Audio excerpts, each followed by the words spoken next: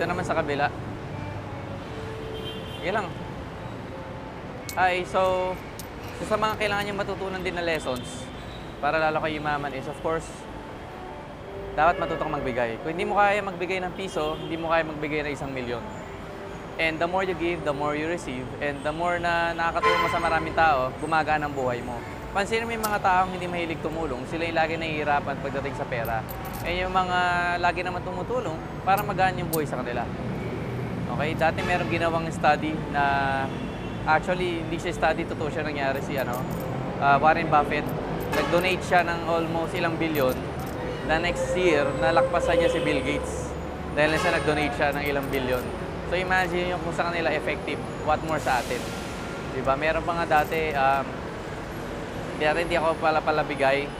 Tapos kasi meron ako isang downline dati na mahilig siya mabigay, mahilig siya tumulong. Napansin ko siya, hindi siya lagi nagigipit kasi lagi siyang hindi ko alam, para magaan yung buhay sa kanila.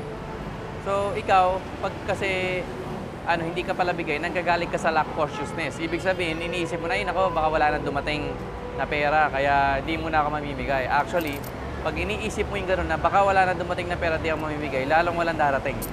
Kasi you attract what you think about.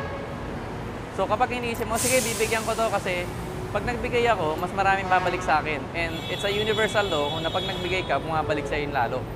So pag hindi ka pala bigay, okay, hindi rin magiging mabait sa universe. Ganon din sa time, ganon din sa relationship, ganon din sa friends, ganon din sa positive thoughts, positive phrases, positive na mga bagay. Pag lagi ka namibigay ng mga positive na mga phrases sa mga tao, i-attract mo yung mga positive din sa buhay mo.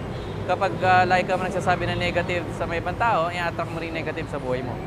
Okay? So remember, di ba? Lagi ka namibigay. Ate, oh. Oh.